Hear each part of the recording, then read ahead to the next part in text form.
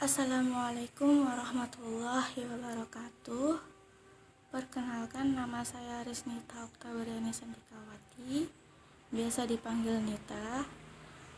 NIM 2020B1C016, kelas A, semester 2, Ilmu Administrasi Bisnis, Fakultas Ilmu Sosial dan Politik.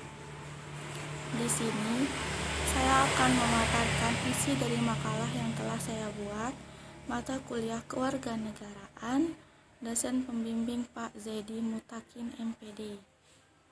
Jadi di sini makalah saya berjudul Demokrasi di Indonesia. Demokrasi secara etimologis berasal dari bahasa Yunani demokratia yang dibagi dalam dua kata, yaitu demos dan kratos. Demos yang berarti rakyat dan kratos yang berarti pemerintahan, sehingga dapat diartikan sebagai pemerintahan yang rakyatnya memegang peranan yang sangat menentukan. Secara harfiah, demokrasi berarti kekuatan rakyat atau suatu bentuk pemerintahan dengan rakyat sebagai pemegang kedaulatannya. Menurut Abraham Lincoln, democracy is government of the people, by the people, and for the people.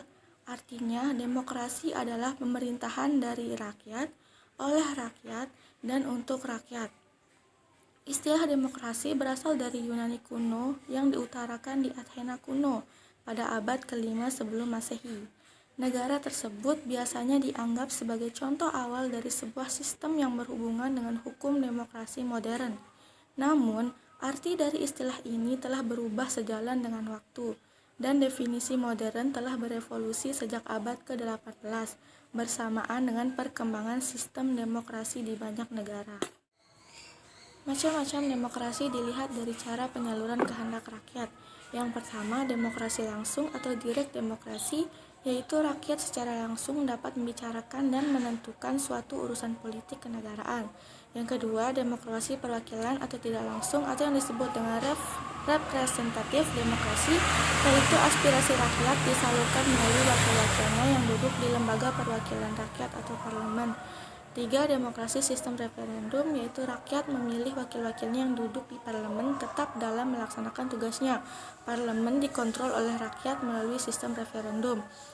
Dilihat dari dasar atau paham ideologi yang dianut, yang pertama demokrasi liberal, yaitu paham demokrasi dengan menitikberatkan pada ideologi liberalis yang cenderung pada kebebasan individu atau perseorangan. Yang kedua, demokrasi rakyat atau komunis, yaitu demokrasi yang cenderung kepada kepentingan umum dalam hal negara ini sehingga hak-hak politik rakyat dan kepentingan perseorangan kurang diperhatikan. Yang ketiga adalah demokrasi Pancasila, merupakan ciri khusus demokrasi yang tidak hanya mencakup bidang politik saja, melainkan juga bidang ekonomi, sosial, budaya, dan mewujudkan kesejahteraan rakyat. Selanjutnya dilihat dari perkembangan paham. Yang pertama, demokrasi klasik, yaitu demokrasi yang menitikberatkan pada pengertian politik kekuasaan atau politik pemerintahan negara. Yang kedua, demokrasi modern, yaitu paham demokrasi yang tidak hanya mencakup bidang politik saja, melainkan juga bidang ekonomi, sosial, budaya, dan mewujudkan kesejahteraan rakyat. Dilihat dari hubungan antar pemerintahan dengan rakyat. Yang pertama, demokrasi liberal. Dalam demokrasi ini, pemerintahan dibatasi oleh undang-undang dan pemilihan umum yang bebas diselenggarakan dalam waktu yang tetap. Yang kedua, demokrasi terpimpin. Dalam demokrasi ini terdapat keyakinan para pemimpin bahwa semua tindakan mereka dipercaya oleh rakyat, tetapi menolak persaingan dalam pemilihan umum untuk menduduki kekuasaan. Yang ketiga, demokrasi sosial, yaitu demokrasi ini menaruh kepribadiannya kepada sosial dan egalitarisme, yaitu paham persamaan, bagi persyaratan untuk memperoleh kepercayaan politik. Yang keempat, demokrasi partisipasi, yaitu demokrasi yang menekankan hubungan timbal balik antara penguasa dan pemimpin dengan yang dipimpin.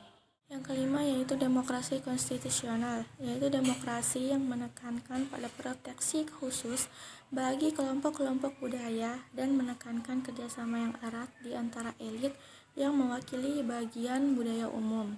Prinsip-prinsip demokrasi. Yang pertama, kebebasan, yaitu kekuasaan untuk membuat pilihan dari beragam pilihan. Yang kedua yaitu persamaan. Dalam negara demokrasi, perbedaan suku, ras, dan agama tidak perlu ditonjolkan, bahkan harus ditekan agar tidak menimbulkan konflik. Dan yang ketiga yaitu solidaritas, yaitu walaupun ada perbedaan pandangan, senantiasa selalu terikat karena adanya tujuan bersama. Yang keempat yaitu toleransi, sifat menenggang, artinya menghargai, membiarkan, membolehkan. Yang kelima yaitu menghormati kejujuran, artinya keterbukaan untuk menyatakan kebenaran. Yang keenam yaitu menghormati penalaran, sangat diperlukan bagi terbangunnya solidaritas. Yang ketujuh yaitu keadaban, yaitu ketinggian tingkat kecerdasan lahir batin atau kebaikan. Ciri-ciri pemerintah yang demokrasi. Yang pertama, adanya keterlibatan warga negara atau rakyat dalam pengambilan keputusan. Yang kedua, adanya persamaan hak bagi seluruh warga negara dalam segala bidang. Yang ketiga yaitu adanya kebebasan dan kemerdekaan bagi seluruh warga negara. Dan yang terakhir adalah adanya pemilihan umum untuk memilih wakil rakyat. Sekiranya hanya itu yang bisa saya sampaikan, kurang lebihnya saya mohon maaf.